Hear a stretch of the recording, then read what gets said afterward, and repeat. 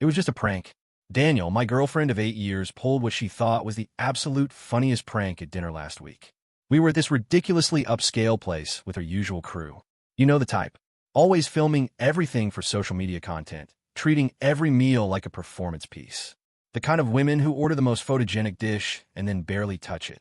Mid-conversation about some influencer drama I couldn't care less about, she suddenly got completely theatrical, stood up slightly, raised her wine glass like she was making a toast, and announced loud enough for the nearby tables to turn and stare, "We're done." Her eyes were absolutely sparkling with mischief, while her friends immediately whipped out their phones faster than gunslingers, already giggling behind their screens like schoolgirls. The anticipation was overwhelming them. Then came the kicker, delivered with perfect comedic timing. Just kidding. The entire table erupted into pure, unbridled hysteria. They were clinking glasses, shrieking with that particular brand of performative laughter that sounds like broken glass. The works. Like they just witnessed the greatest comedy bit of all time. I didn't laugh, not even a polite chuckle.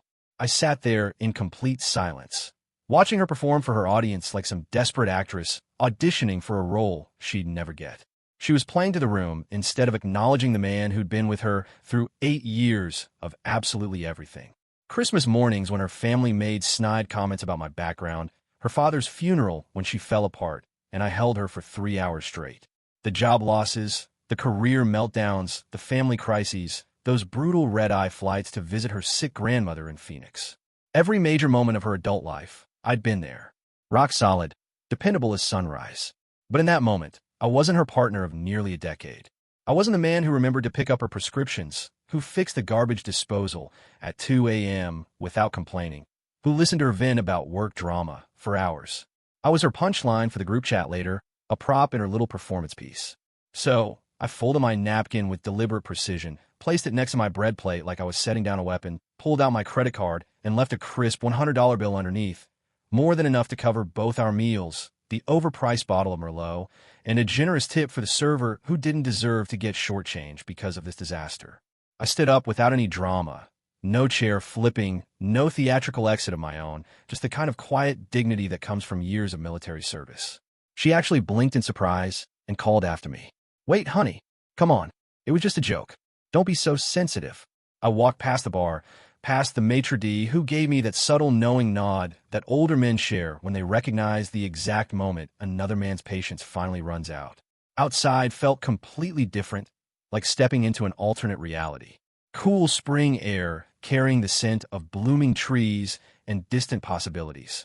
I could still hear their artificial laughter echoing through the restaurant's heavy glass doors as they swung shut behind me. The sound followed me down the sidewalk like a bad memory. I didn't drive home right away. Couldn't bear the thought of sitting in traffic, stewing in my own thoughts. Instead, I walked through the city streets for hours, past closed boutiques and glowing 24-hour diners where night shift workers grabbed coffee and tired parents fed restless toddlers. I walked until my dress shoes started rubbing blisters and the burning sensation behind my eyes had completely faded into something colder, clearer. At some point around midnight, I caught my reflection in the darkened window of an antique shop. There I was at 57, graying at the temples, but still solid, former military, former engineer, still paying all the bills without complaint, still fixing whatever broke, still showing up when promises were made. I stared at myself for a long moment and quietly muttered, "We're done," to my reflection. But unlike her theatrical performance, I wasn't joking, not even a little bit.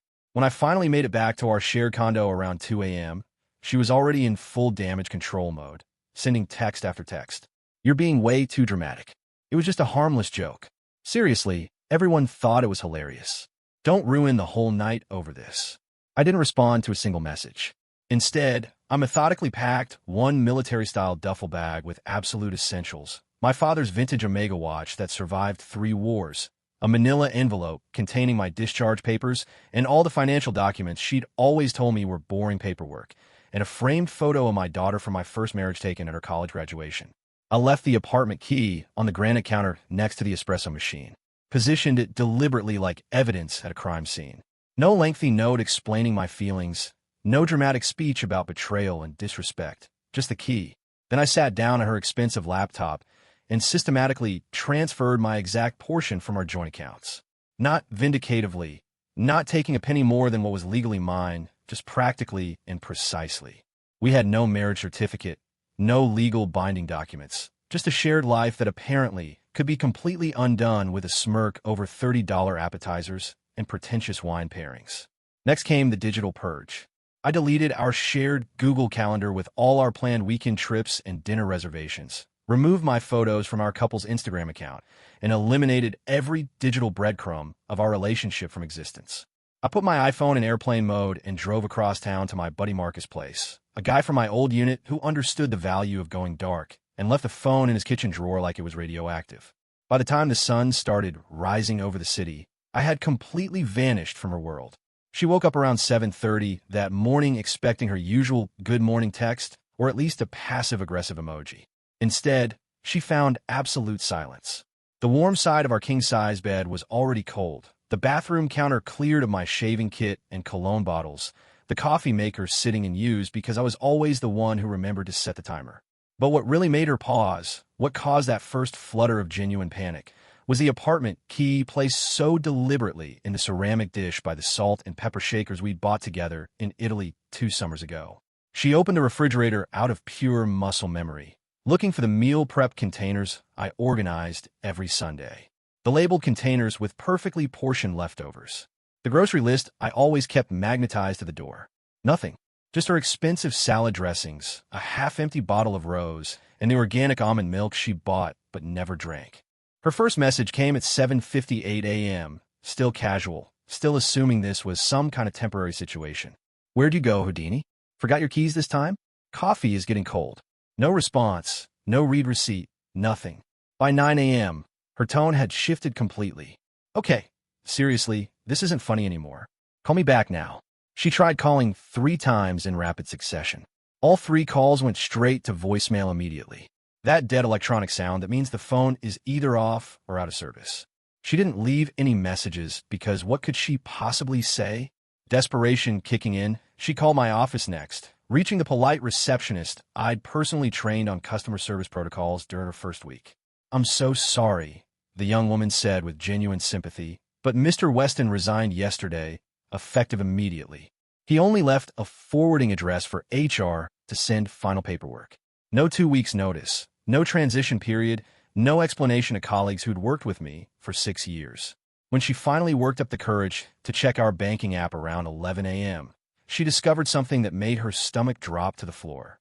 My name had completely vanished from the joint account we'd shared for 5 years. My profile picture gone, the account label quietly reverted to her maiden name alone, like I'd never existed. But here's the thing that really got to her. I'd taken only what was mathematically mine, down to the penny, making the whole transaction look routine, businesslike, not vengeful, just completely finished. By noon, she was frantically calling my old college friends, guys she'd barely tolerated during our relationship because they weren't refined enough for her social circle. The first one, Tommy, didn't answer. Probably saw her name and declined. The second one, Jake, from my engineering program, claimed he hadn't heard from me in months. Complete lie. We grabbed beers just 3 nights earlier after I showed him the video of her restaurant performance that one of her friends had posted to their Instagram story.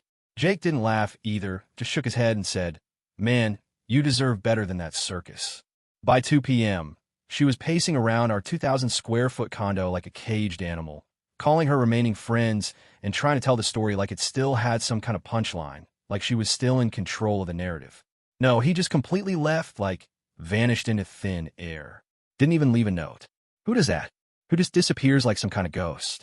Her laugh was brittle, forced, cracking at the edges. Her voice broke completely on the second, disappeared. That evening, in an act of pure desperation, she made the significant mistake of texting my daughter, Emma. They'd never had any real bond. Too many years of passive-aggressive comments about "you're real, Mom," and "we're not a blended family. We're just figuring things out as we go." Emma was 23, sharp as they come, and had never bought into her performative nonsense for even a second. "Hey, Emma, have you heard from your dad recently? Can you just tell him I'm really worried? This isn't like him." The reply came exactly 4 hours later, timed perfectly to maximize impact. He said to tell you the punchline landed perfectly. That single sentence hit like a physical blow. That's when she finally started crying. Not the photogenic tears she sometimes produced during romantic movies. but the raw kind that comes from genuine fear. Not because she missed me yet. That particular realization was still weeks away. She was crying because the man she depended on financially, emotionally, and socially had vanished with the kind of surgical precision that unsettled her to her core.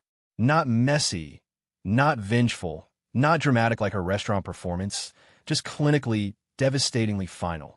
She tried calling one more time around midnight, hands shaking as she dialed. This time it didn't even ring once, straight to that automated voice saying the number was no longer in service. For the first time since that disaster of a dinner, she fully understood this wasn't some temporary reaction or a man stepping out to cool off a hotel for a few days.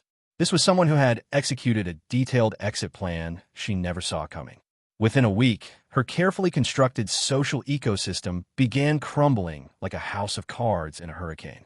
She posted her usual Sunday brunch photo from the same overpriced spot, same manufactured crew of influencer wannabes, but now there was a glaringly empty chair that she hadn't bothered to crop out of the shot. The absence was deafening. Her caption read, "Brunch cures everything. Girl tribe. No drama, just champagne." But everything about the image screamed the exact opposite. Two of her usual brunch companions were mysteriously absent. One was tagged, but never reshared the post. And her best friend ally, the same ally who'd squealed, "Do it. Say it like you mean it," while recording my public humiliation on her phone, looked completely off in the photo. Pale, hollow-eyed, like someone who just witnessed an accident and couldn't stop replaying it in her mind. The first crack in her social armor was subtle but devastating. A PR collaboration with a mid-level cosmetics brand got canceled, citing scheduling conflicts and strategic realignment, except the same brand had no problem posting glossy campaign shots with other local influencers the very same week. Then came the real blow.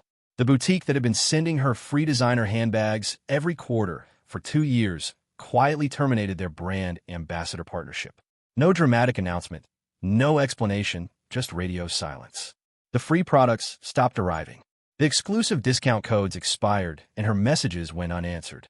She convinced herself it was all coincidental, algorithm changes, market fluctuations, anything except the slowly dawning realization that I had been quietly holding up more of her social scaffolding than she'd ever imagined. The fancy restaurant where they always got the best table, the owner owed me a favor from when I'd redesigned his kitchen workflow system for free. The photographer who shot all their content sessions, I'd been covering his website hosting and domain registration for 3 years without ever mentioning it. The wine bar she loved to name drop, my buddy from the service industry had hooked up her loyalty reward program as a personal favor to me. One by one, these invisible supports started disappearing. Reservation systems couldn't find her accounts. Photographers were suddenly booked solid for months. Even a boutique coffee shop where she held her informal business meetings started acting like they'd never seen her before. Her carefully curated world was quietly being dismantled from the inside out. Late one night, around 2 a.m., with a glass of expensive wine that was supposed to make her feel sophisticated, she started her descent into full-blown digital search mode.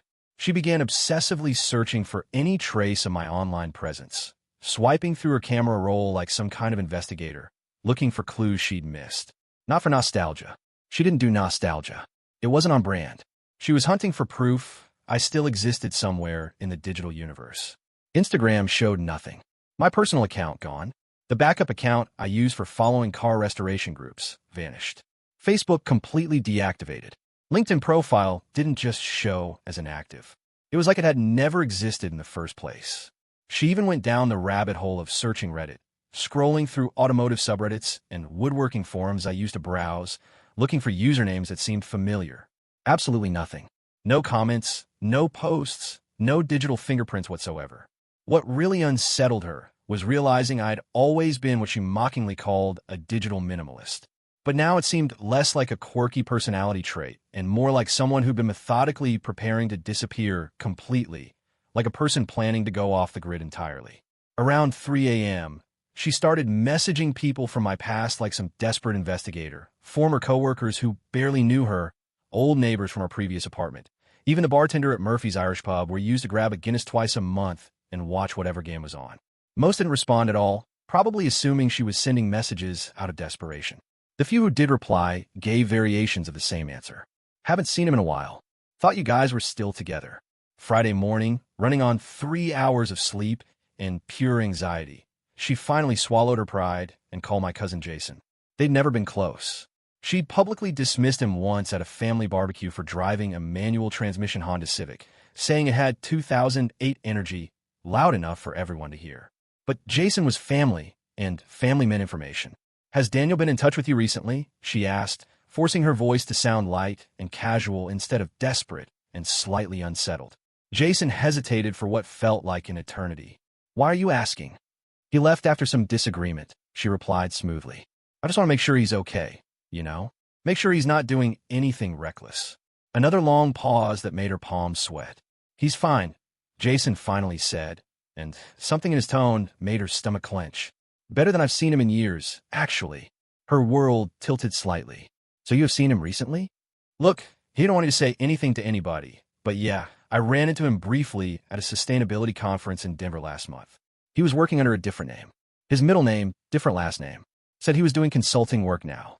Very low-profile stuff. That's all I know." "What name was he using?" The question came out more desperate than she intended. Jason's voice dropped to almost a whisper. "You didn't hear this from me, but Daniel Thomas became Thomas D. Westman. That's all I'm saying. Don't call me about this again." And he hung up. She immediately opened a new browser tab and started searching every possible combination. Thomas Westman, Thomas D.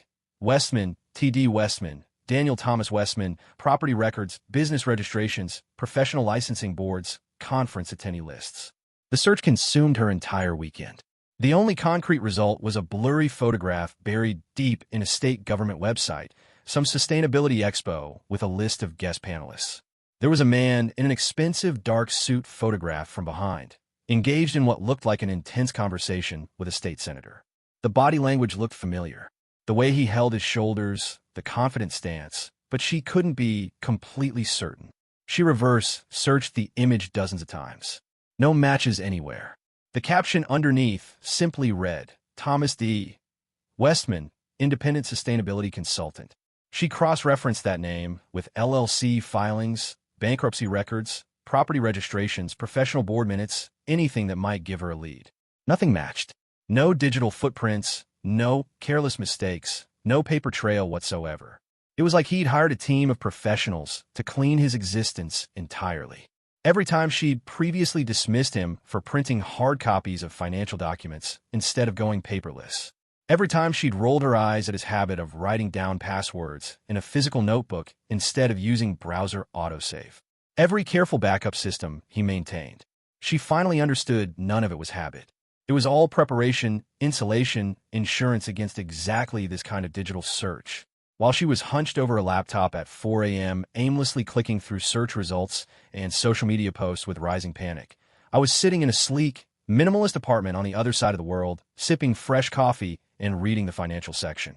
I'd shaved the beard she used to say made me look like an unemployed lumberjack, but not the stylish kind. I bought 3 crisp, tailored dress shirts from a boutique downtown, 2 pairs of polished leather shoes, a charcoal wool coat that made me look like I belonged in a boardroom, not on a couch. My first major investment under my real name, Daniel Thomas Weston, was acquiring 15% equity in a logistics software firm I had discreetly advised 2 years prior. I knew their books, understood their trajectory, and saw how badly the market underestimated them. The capital was clean, quiet, wired, no noise. My second move was even more strategic, a last-mile routing company that catered to niche vendors and sectors she never even noticed. All the contracts ran through a trust she didn't know existed, in a state she never visited, managed by a lawyer she once dismissed as too conservative and unremarkable. My new apartment, short-term lease, intentionally spare, purposefully untraceable, had only 3 items on my desk: a sleek fountain pen, a black Moleskine notebook, and a single folded photo. It was a snapshot of her laughing, taken on my phone before everything fell apart. I didn't keep it out of longing or nostalgia. I kept it like a veteran keeps a bullet casing, proof of what tried to take me out and failed. Now and then, when life felt a little too peaceful, I'd unfold the photo, not to feel the hurt, but to remember the precision of my choice. I didn't replay the pain, just the moment I made a clean cut. Her last words at that dinner still echoed. "We're done." Then that forced laugh. Just kidding. But I wasn't joking. That night became a turning point. The picture reminded me not of love, but of clarity. I started running half marathons, cycling, reading nonfiction. I slept 7 hours a night. Woke up early by choice. I left no digital traces. Anonymity was intentional. Every deal, every meeting where someone thought I was a man who had always been this composed, it wasn't revenge. It was a foundation, a life that couldn't be dismissed away. Then came the image that changed everything. A blurry Instagram story from a gala, just a passing shot of the reception line. But there I was behind a city council member. Charcoal suit, no tie, pocket square, my hair shorter, posture solid. The frame was only seconds, but someone paused it, zoomed in, and shared it. Is this Daniel? It lit up 3 group chats. She stared at her screen, thumb frozen, not scrolling, just stuck. The man in that photo didn't look broken or adrift. He looked like he'd stepped out of her orbit completely. The way I stood said it all, not smug, not spiteful, just absent, beyond her reach, beyond her narrative. Weeks later, at a high-end restaurant called Balaka, she was making small talk with the few friends she still had when a waiter silently placed a cream envelope in front of her. Inside were 3 sheets and a receipt. The first was a notarized hotel record, names, dates, charges, room service for 2, a night she claimed to have stayed at Allies after having too much to drink. The second was a concierge's sign note, spa treatments and car service booked under Miss A. The third was grainy but clear security footage. 2 figures embracing at valet. Her, an ally. A handwritten note slipped out. I didn't know he'd find out. I swear I didn't know he kept records. Ally's handwriting. Her fork dropped. The table went silent. She looked across at Ally and whispered, "You." Ally went pale and fled. The others froze, not out of loyalty, but fear. Fear of the quiet force that had just upended their social circle. But there was one more page. Property transfer papers. Daniel T. Weston now legally owned Ally's coveted loft. Not a lease, a full purchase. Scrolled beneath in block letters. Disposable. That's how you saw me. Now you get it. No shouting, no screenshots, no angry messages, just action. He had purchased the property right out from under her best friend, guaranteeing a silent 30-day notice to vacate. The message was clear, written in ink, not outrage. Months later, she saw me again at an art gallery. I was with an elegant older woman, graceful, composed, not arm candy, but an equal. We were laughing genuinely. She couldn't stop herself. "Daniel." I turned slowly calm. "Why?" she asked, hands gesturing. "Why all this?" "The letter? The deed. Ally, you upended everything." I looked at her the way a surgeon inspects a healed scar. "Because your laugh told me everything I needed to know." "What does that even mean?" I stepped past her, not harshly, just finished like she was a room I no longer lived in. Then I paused. "Tell her the lease ends next week." And I walked away without looking back. A week later, Ally moved in with her sister. The building manager handed her a plain folder. "New owner. Everything's finalized." Final. I was gone for real, and I hadn't looked back once. The man she assumed would always be there had become someone else entirely. Not just someone who left, but someone who rebuilt everything from the ground up while she danced on the ruins of what they had. And the silence he left behind said more than any argument ever could.